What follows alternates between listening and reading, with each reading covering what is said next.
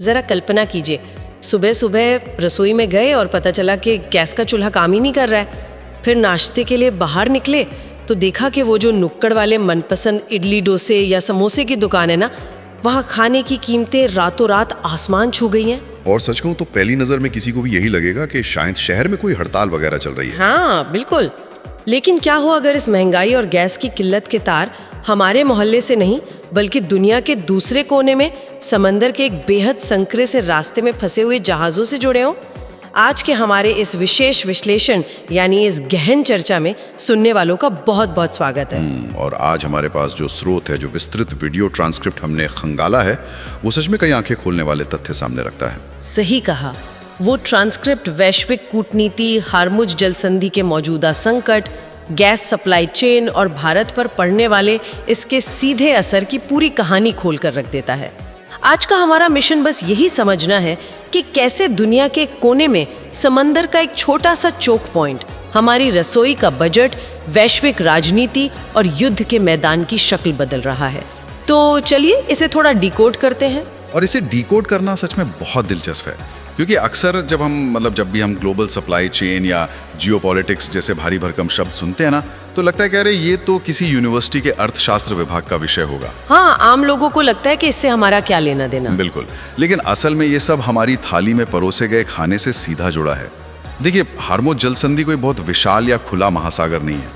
ये ईरान और ओमान के बीच फारस की खाड़ी का एक ऐसा भौगोलिक वॉल्व है जिसे अगर कोई घुमा दे तो पूरी दुनिया की आर्थिक नब्ज एक झटके में रुक सकती है। और सबसे डरावनी बात ये है कि ये वॉल्व इस वक्त दुनिया का सबसे खतरनाक ट्रैफिक जैम बन चुका है। अगर हम स्रोत के आंकड़ों पर गौर करें तो फारस की खाड़ी के इस संकरे रास्ते से पूरी दुनिया का लगभग 25 से 30% तेल गुजरता है, जो कि एक बहुत बड़ा नंबर है। बहुत बड़ा। और चीन की तो मतलब पूरी अर्थव्यवस्था इस पे टिकी है, क्योंकि वो अपनी ज़रूरत का 90% तेल यहीं से लेता है। लेकिन अभी वहाँ असल में हुआ क्या है? ईरान ने इस पतले से समुद्री रास्ते में अपनी पनडुब्बियाँ तैनात कर दी हैं और पानी के नीचे, जिसे हम माइंस कहते हैं, वो बिछा दी हैं।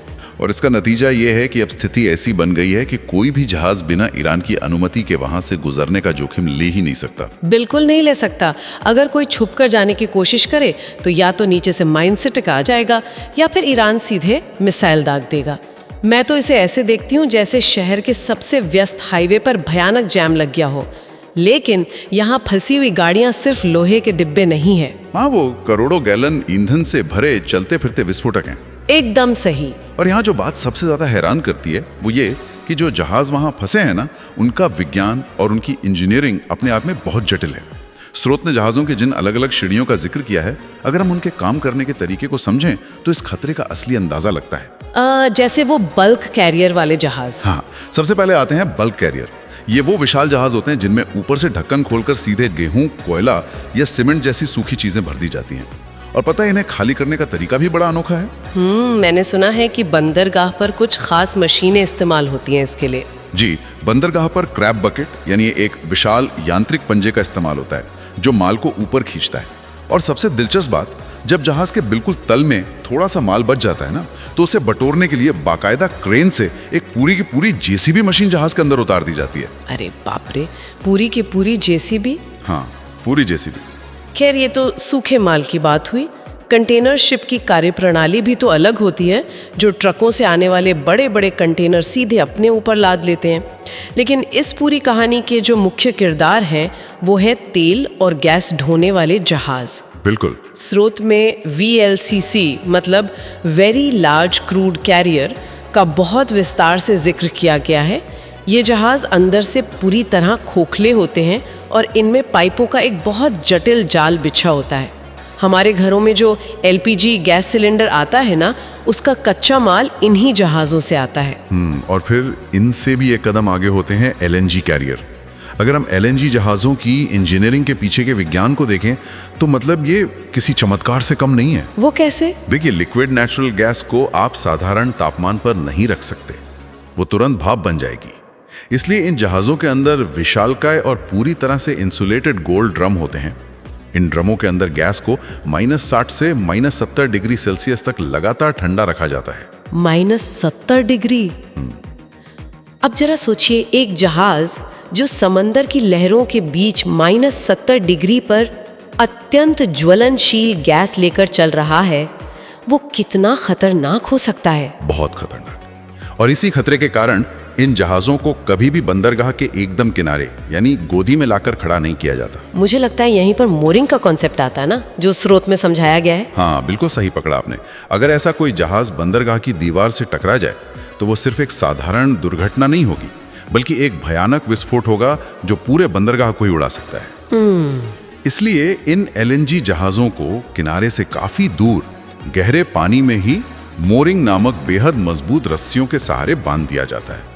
फिर वहां से सुरक्षित पाइपलाइनों के जरिए उस ठंडी गैस को किनारे तक लाया जाता है। और इसके अलावा समुद्र के पर्यावरण को बचाने के लिए ऑयल बैरियर का भी तो विज्ञान है।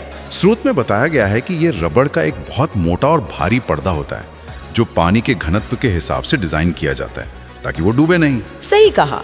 अगर कभी गलती से तेल का रिसाव हो जाए तो छोटी नाव की मदद से इस बैरियर को उस रिसाव के चारों ओर एक घेरे की तरह बिछा दिया जाता है। इससे तेल बाकी समुद्र में फैलने से रुक जाता है।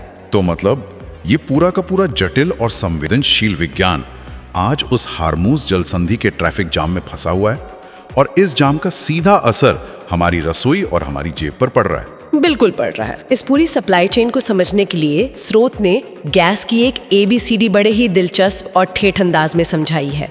जिसे हम नेचुरल गैस या NG कहते हैं, वो असल में बनती कैसे है। ये गाय भैंस की जुगाली से, दलदली इलाकों से या फिर धान के खेतों के कीचड़ में सड़ रहे कचरे से पैदा होती है। और इसी गैस को जब अलग अलग रूपों में ढाला जाता है तो इसके नाम बदल जाते हैं। हाँ, और स्रोत ने इसके लिए एक बहुत ही मजेदार शब्द का इस्तेमाल किया गया है, चपाइल गैस। चपाइल गैस, हाँ, ये काफी लोकल टर्म है। मतलब जब इसी नेचुरल गैस को इकट्ठा करके और उसे चाप कर यानी मशीन से भारी दबाव डालकर सिलेंडरों में भर दिया जाता है तो वो कंप्रेस्ड नेचुरल गैस या CNG बन जाती है। C से चपाइल, C से कंप्रेस्ड। बहुत ही बढ़िया तरीके से समझाया स्टॉक ने इसे। और जब यही गैस बड़े शहरों में पाइपलाइनों के जाल के जरिए 20-20 मंजिला इमारतों की रसोई तक पहुंचाई जाती है तो उसे PNG कहते हैं, पाइप वाली गैस। और जैसा हमने अभी बात की, जब इसे दूसरे देश भेजना हो तो माइनस तापमान पर ठंडा करके लिक्विड बना देते हैं जो LNG कहलाती है।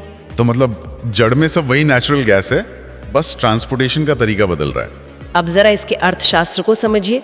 जब ये गैस और कच्चे तेल से भरे जहाज हमारे डिपो तक आ ही नहीं पा रहे हैं तो सप्लाई कम हो जाती है। और सप्लाई कम होती है तो कमर्शियल LPG और पेट्रोल की कीमतें बढ़ती हैं। बिल्कुल। और जब ईंधन महंगा होता है तो वो जो इडली डोसे वाला या समोसे वाला है वो अपना नुकसान क्यों सहेगा, वो सीधे अपने पकवान की कीमत बढ़ा देता है। यहाँ बात सच में बहुत दिलचस्प हो जाती है।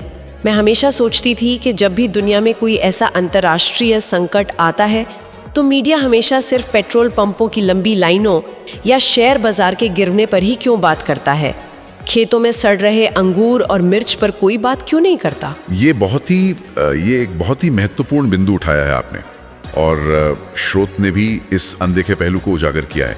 हम अक्सर भूल जाते हैं कि महाराष्ट्र, गुजरात और दक्षिण भारत के खेतों से ताजे फल और सब्जियां भारी मात्रा में मिडिल ईस्ट को निर्यात की जाती हैं। हाँ, और इन महाशक्तियों के अहम के टकराव में पिस कौन रहा है? हमारा किसान। देखिए, इसे लॉजिस्टिक्स की भाषा में पेरिशेबल आइटम्स कहा जाता है, यानी वो चीजें जो बहुत जल्दी खराब हो जाती हैं। अंगूर हो गए, मिर्च हो गई, ताजी सब्जियां हो गई, इनमें पानी की मात्रा बहुत ज्यादा होती है। कोल्ड स्टोरेज में रखने के बावजूद इनकी उम्र मुश्किल से 10 से 15 दिन होती है। और ये सबसे बड़ी त्रासदी है। हार्मुज का रास्ता बंद होने के कारण उन किसानों का माल बंदरगाहों पर पड़े पड़े सड़ रहा है। कुछ माल तो खेतों से उठाया ही नहीं जा रहा है। मतलब किसी किसान की महीनों की मेहनत से उगाई गई मिर्च सड़ रही है, किसी के अंगूर खराब हो रहे हैं। ये दिखाता है कि जब कोई ग्लोबल सप्लाई चेन टूटती है ना, तो शॉकवेव सबसे पहले सिस्टम की सबसे कमजोर कड़ी को हिट करती है, जो कि हमारे किसान हैं। अब यहाँ से एक बहुत ही अहम तकनीकी सवाल पैदा होता है। वो क्या?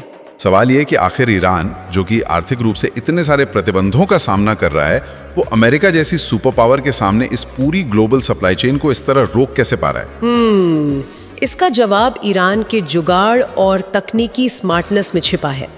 स्रोत ने मिसाइल लॉन्चर्स को बचाने की ईरान की एक रणनीति का जिक्र किया है, जो सुनने में शायद किसी मजाक जैसी लगे लेकिन है बेहद अचूक। हाँ, वो छाते वाली बात। बिल्कुल।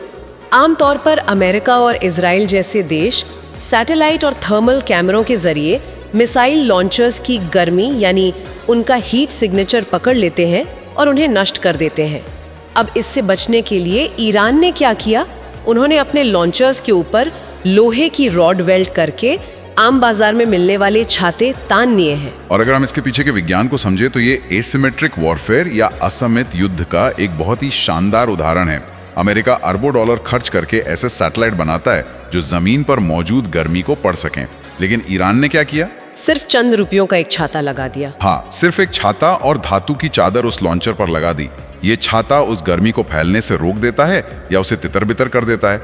नतीजा ये होता है कि वो अरबों डॉलर का सैटेलाइट उस लॉन्चर को देख ही नहीं पाता। इसे कूटनीति की भाषा में कॉस्ट एसिमेट्री कहते हैं। और सिर्फ बचाव ही नहीं, हमले में भी ईरान ने एक बड़ा दाव खेला है। मिसाइलों को सटीक निशाने पर दागने के लिए जीपीएस की जरूरत होती है। ईरान को पता है कि अगर उसने अमेरिकी जीपीएस का इस्तेमाल किया तो अमेरिका एक बटन दबाकर उसे जाम कर देगा और मिसाइलें अपनी दिशा भटक जाएंगी। बिल्कुल, इसलिए स्रोत के मुताबिक ईरान ने चीन के बाइडू नेविगेशन सिस्टम का हाथ थाम लिया है। अंतरिक्ष में मौजूद चीन के 34 सैटेलाइट ईरान की मिसाइलों को पिन पॉइंट सटीकता दे रहे हैं। इसके साथ ही ईरान ने भूगोल को भी अपना हथियार बना लिया है। देखिए, जब हॉर्मुज में तनाव बढ़ा तो अरब देशों ने सोचा कि इस रास्ते को पूरी तरह से बाईपास करने के लिए जमीन के रास्ते पाइपलाइन बिछा लेते हैं। उन्होंने रास्तानूरा और फजेरा जैसी लंबी और महंगी पाइपलाइनें बनाई। लेकिन ईरान ने बड़ी ही चालाकी से मिसाइलें दागकर उन वैकल्पिक पाइपलाइनों को ही तबाह कर दिया। यानी अब अगर तेल जाना है तो हॉर्मुज से ही जाना होगा। हाँ, और जब बात धमकियों पे आई तो वहां भी ईरान पीछे नहीं हटा। स्रोत में खार्ग द्वीप का जिक्र था ना? जी, जब अमेरिका ने धमकी दी कि वो ईरान के खार्ग द्वीप को निस्तनाबूद कर देगा, जहां से ईरान अपना ज्यादातर तेल एक्सपोर्ट करता है, तो ईरान ने पलटकर चेतावनी दे दी कि अगर खार्ग द्वीप पर एक भी खरोच आई तो हम पूरे अरब प्रायद्वीप के, जिसमें सऊदी अरब, कतर, कुवैत सब आते हैं, उनके सारे ऑयल डिपो उड़ा देंगे। मतलब हम तो डूबेंगे सनम, तुमको भी ले डूबेंगे वाली बात हो गई है। तो बिल्कुल वही बात है। और अमेरिकी रक्षा प्रणालियों के साथ ईरान जो कर रहा है वो रणनीति के नजरिए से और भी दिलचस्प है। वो कैसे? देखिए, अमेरिका के पास सी-रैम नाम का एक बेहद उन्नत रक्षा सिस्टम है। ये एक बड़ी मशीन गन जैसा है जो आने वाली मिसाइल को हवा में ही खत्म करने के लिए 1 मिनट में 4000 गोलियां दागता है। बाप रे, 1 मिनट में 4000? हाँ, इसके अलावा उनके पास थार्ड और पेट्रियट जैसे महंगे मिसाइल डिफेंस सिस्टम भी हैं। अब ईरान क्या कर रहा है? वो इराक और साइप्रस जैसे इलाकों में अमेरिकी दूतावासों और रडार स्टेशनों पर जानबूझकर बहुत ही सस्ते ड्रोन और पुरानी मिसाइलें दाग रहा है। तो क्या इसका मकसद उन दूतावासों को तबाह करना नहीं है? बिल्कुल नहीं।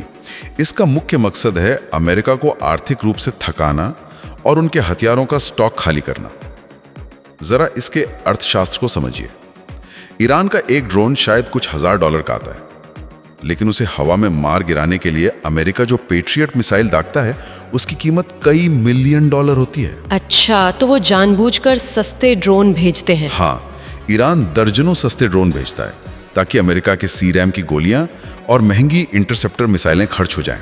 एक बार जब अमेरिकी सिस्टम रीलोड होने के लिए रुकेगा या उनका स्टॉक खत्म हो जाएगा, तब ईरान अपना असली और बड़ा हमला कर सकता है। ओह बिल्कुल, ये रक्षा प्रणालियों को ओवरलोड करने की बहुत ही सोची समझी रणनीति है। तो इन सब का आखिर मतलब क्या है? मतलब ये सब सुनकर तो लगता है कि कूटनीति और युद्ध के नियम पूरी तरह बदल चुके हैं, लेकिन इस पूरी बिसात पर हमारा देश यानी भारत कहाँ खड़ा है?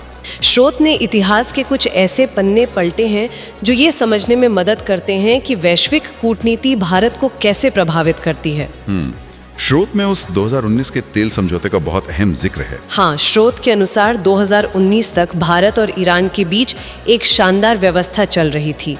ईरान भारत को बाजार भाव से 12% सस्ते रेट पर तेल देता था, लेकिन सबसे बड़ी बात थी वो 60 दिन का ट्रेड क्रेडिट। और ये 60 दिन का क्रेडिट सिस्टम भारतीय अर्थव्यवस्था के लिए किसी वरदान से कम नहीं था। अगर हम इसके काम करने के तरीके को देखें तो इसका मतलब था कि भारत ईरान से कच्चा तेल लेता था, उसे अपनी रिफाइनरियों में पेट्रोल डीजल में बदलता था, उसे बाजार में ग्राहकों को बेचता था, और वहां से जो मुनाफा आता था उससे 60 दिन बाद ईरान को भुगतान करता था। बिल्कुल, यानी भारत को अपनी जेब से पहले पैसा लगाना ही नहीं पड़ता था। एक तरह से ये बिना ब्याज के व्यापार करने जैसा था। और ऊपर से ईरान इस तेल को भारत तक पहुंचाने का ट्रांसपोर्टेशन और इंश्योरेंस का खर्च भी खुद उठाता था। और सोने पर सुहागा ये था कि ईरान इस पूरे व्यापार के लिए डॉलर नहीं मांग रहा था, वो भारतीय रुपए में व्यापार करने को तैयार था, जिसे यूको बैंक के जरिए अंजाम दिया जा रहा था। ये एक परफेक्ट डील थी। बहुत ही बढ़िया डील थी। लेकिन फिर स्रोत बताता है कि अमेरिकी दबाव में आकर भारत को ये डील रद्द करनी पड़ी। अमेरिका ने ईरान पर कड़े प्रतिबंध लगा दिए और वहां से तेल खरीदने पर रोक लगा दी। और इतना ही नहीं, भारत ने ईरान से एक सीधी गैस पाइपलाइन लाने का प्रस्ताव भी रखा था, जो पाकिस्तान के रास्ते होकर आती। ईरान और पाकिस्तान दोनों इसके लिए तैयार थे, लेकिन अमेरिका ने उस पर भी वीटो लगा दिया। जबकि उसी दौरान अमेरिका समर्थित तापी गैस पाइपलाइन, जो तुर्कमेनिस्तान, अफगानिस्तान, पाकिस्तान और भारत को जोड़ती है, उसे आगे बढ़ने दिया गया। यहाँ देखकर ऐसा लगता है कि कूटनीति में दोस्त और बॉस के बीच की रेखा बहुत धुंधली हो जाती है ना। देखिए, अगर हम इसे बड़ी तस्वीर से जोड़कर देखें तो अंतर्राष्ट्रीय राजनीति में दोस्त या दुश्मन जैसी कोई चीज नहीं होती। सिर्फ और सिर्फ राष्ट्रीय हित सर्वोपरि होते हैं। अमेरिका की वैश्विक महाशक्ति होने की सबसे बड़ी वजह उसकी सेना नहीं है, बल्कि उसका डॉलर है, जिसे पेट्रो डॉलर कहा जाता है। दुनिया का ज्यादातर तेल डॉलर में खरीदा और बेचा जाता है। अगर भारत और ईरान जैसे बड़े देश अपनी स्थानीय मुद्राओं जैसे रुपयों में व्यापार करने लगें, तो अंतर्राष्ट्रीय बाजार में डॉलर की मांग गिर जाएगी, उसका प्रभुत्व खत्म हो जाएगा। इसलिए अमेरिका किसी भी ऐसे समझौते को अपने प्रभाव का इस्तेमाल करके रोकता है जो डॉलर को किनारे करता हो। बिल्कुल, और इतिहास गवाह है कि कैसे महाशक्तियों के दबाव में देशों की नीतियां बदलती हैं। स्रोत ने 1965 की भारत पाकिस्तान लड़ाई का एक बहुत ही दिलचस्प ऐतिहासिक संदर्भ दिया है। अक्सर ये कहा जाता है कि उस युद्ध में ईरान ने पाकिस्तान का साथ दिया था। हाँ, लेकिन स्रोत इसे एक अलग नजरिए से पेश करता है। जी, उस समय ईरान में रजा पहलवी का शासन था, जो अमेरिका के बहुत करीबी सहयोगी माने जाते थे। माना जाता है कि अमेरिका के इशारे पर ही पहलवी ने पाकिस्तान को 12 हेलीकॉप्टर दिए थे। लेकिन इसी कहानी का दूसरा पहलू ये दिखाता है कि कैसे शासन बदलने से देशों की विदेश नीति 180 डिग्री घूम जाती है। बाद में जब ईरान में आयतुल्लाह खुमैनी की सरकार आई, तो समीकरण पूरी तरह बदल गए। स्रोत के अनुसार खुमैनी की सरकार ने स्पष्ट कर दिया कि ईरान का कोई भी हथियार भविष्य में भारत के खिलाफ इस्तेमाल नहीं होगा।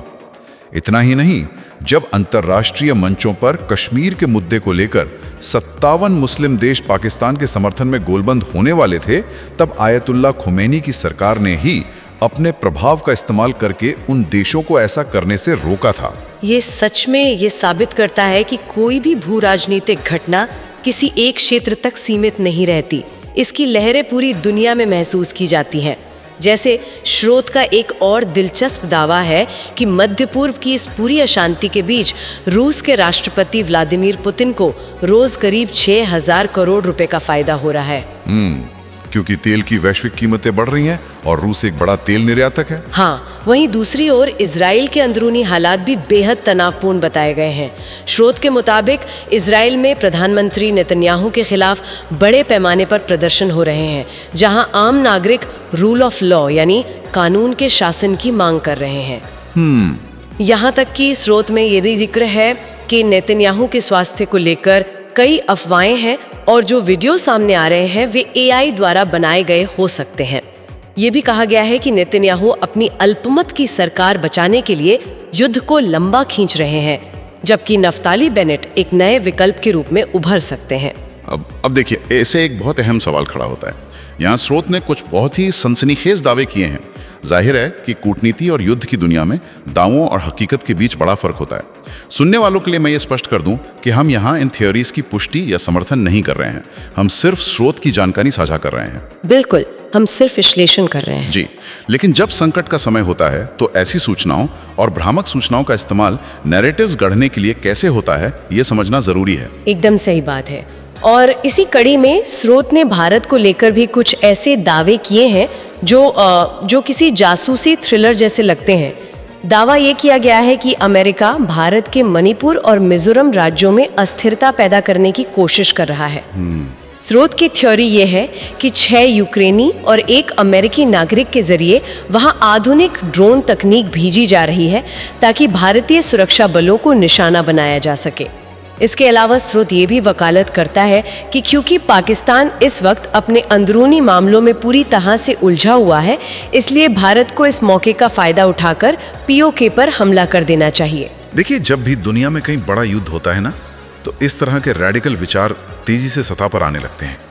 ये इस बात का क्लासिक उदाहरण है कि कैसे अलग अलग विश्लेषक वैश्विक अस्थिरता को अपने अपने एजेंडे के चश्मे से देखते हैं। एक विश्लेषक के तौर पर हमें इन दावों को सिर्फ इंफॉर्मेशन वॉरफेयर के एक हिस्से के रूप में देखना चाहिए। बिल्कुल, और इन गंभीर अंतर्राष्ट्रीय दावों के बीच स्रोत ने भारत की अंदरूनी राजनीति की एक ऐसी विडंबना पर भी तंज कसा है जो सोचने पर मजबूर कर देती है। वो पुष्पा वाला उदाहरण? हाँ, कर्नाटक के आनंद सिंह नाम के एक राजनेता का उदाहरण दिया गया है।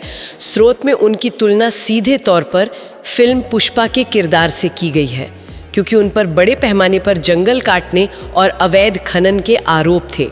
लेकिन राजनीति का खेल देखिए, क्या हुआ? जब उन्होंने कांग्रेस छोड़कर सत्ताधारी पार्टी ज्वाइन की तो उन्हें ही राज्य का वन मंत्री बना दिया गया। मतलब जिस व्यक्ति पर जंगल साफ करने के सबसे संगीन आरोप थे, उसे ही जंगल बचाने का सबसे बड़ा जिम्मा सौंप दिया गया है। ये तो सच में बहुत बड़ी विडंबना है, और ये दिखाता है कि चाहे अंतर्राष्ट्रीय स्तर पर देशों के बीच कूटनीति हो या घरेलू स्तर पर नेताओं की राजनीति, अंततः सब कुछ सत्ता और सुविधा के इर्द गिर्द ही घूमता है। बिल्कुल सही। तो अगर हम आज के इस पूरे विश्लेषण के पन्नों को एक साथ रखकर देखें, तो हार्मुज जल संधि का वो छोटा सा समुद्री रास्ता सिर्फ तेल का मार्ग नहीं है। वो गैस की जटिल इंजीनियरिंग, हमारे किसानों के सड़े हुए अंगूरों, महाशक्तियों के एसिमेट्रिक युद्ध और डॉलर के प्रभुत्व का एक बहुत बड़ा और उलझावा चौराहा है। हमारी रसोई की गैस से लेकर अंतर्राष्ट्रीय मंचों की कूटनीति तक सब कुछ एक ही अदृश्य धागे से जुड़ा हुआ है। और मैं एक बार फिर से स्पष्ट कर दूं कि स्रोत में जो भी राजनीतिक, सैन्य या भू राजनीतिक दावे किए गए थे, हमने उन्हें पूरी तरह से एक निष्पक्ष और विश्लेषणात्मक नजरिए से ही डिकोड करने की कोशिश की है जी। लेकिन इस चर्चा को खत्म करने से पहले स्रोत में एक ऐसी बात का जिक्र था जो मेरे दिमाग में अटक कर रह गई है। वो था भारत का अपना सैटेलाइट नेविगेशन सिस्टम, नाविक। हाँ, और यहीं पर मैं हमारे सुनने वालों के सोचने के लिए एक बहुत ही गहरा सवाल छोड़ना चाहूंगा। स्रोत ने एक बहुत पुरानी घटना याद दिलाई है, जब 1999 के कारगिल युद्ध के दौरान भारतीय सेना को पाकिस्तानी घुसपैठियों की सटीक लोकेशन चाहिए थी और भारत ने अमेरिका से उनके जीपीएस का एक्सेस मांगा था। तो अमेरिका ने साफ इनकार कर दिया था? बिल्कुल, अमेरिका ने मना कर दिया था। उसी कड़वे अनुभव से सबक लेकर भारत ने अपना नाविक सिस्टम विकसित किया, जिसके तहत अंतरिक्ष में 7 सैटेलाइट छोड़े गए। लेकिन क्या हम जानते हैं कि जीपीएस काम कैसे करता है? वो अंतरिक्ष से समय मापता है और उस समय के आधार पर दूरी की गणना करता है। इसके लिए सैटेलाइट्स में बेहद सटीक परमाणु घड़ियां या एटॉमिक क्लॉक्स लगी होती हैं। और स्रोत का दावा है कि उन 7 में से 3 सैटेलाइट्स की ये परमाणु घड़ियां अब खराब हो चुकी हैं। जी, और यही सबसे बड़ी चिंता का विषय है। आज हम देख रहे हैं कि ईरान अमेरिका को चुनौती देने के लिए चीन के सैटेलाइट्स का इस्तेमाल कर रहा है। कल को अगर हार्मुज जैसा ही कोई बड़ा संकट हमारे दरवाजे पर दस्तक देता है और विदेशी महाशक्तियां अपना नेविगेशन सिस्टम या व्यापारिक मार्ग बंद कर देती हैं, तो हम क्या करेंगे? ये तो सच में सोचने वाली बात है। मेरा सवाल ये है कि क्या किसी भी देश की असली आज़ादी अब सिर्फ जमीन, पानी और हवा की सीमाओं तक ही सीमित है, या फिर इस उन्नत तकनीकी युग में किसी राष्ट्र की असली संप्रभुता इस बात से तय होती है कि अंतरिक्ष में उसका अपना नेविगेशन सिस्टम कितनी मजबूती से काम कर रहा है? ये सच में एक ऐसा विचार है जो लंबे समय तक हमारे जहन में रहेगा। अंतरिक्ष में आत्मनिर्भरता ही शायद भविष्य की सबसे बड़ी सुरक्षा है। तो उसी हाईवे के जैम वाली उपमा पर वापस लौटते हुए, अगली बार जब रसोई में गैस जले तो एक पल के लिए याद रखिएगा कि वो लौ सिर्फ आपके सिलेंडर से नहीं आ रही है, बल्कि वो हजारों मील दूर चल रहे एक बहुत बड़े, जटिल और खतरनाक वैश्विक ट्रैफिक जैम से होकर हम तक पहुंच रही है। हमारे साथ इस सफ़र में, इस गहन चर्चा में शामिल होने के लिए बहुत बहुत धन्यवाद। मिलते हैं अगले विश्लेषण में।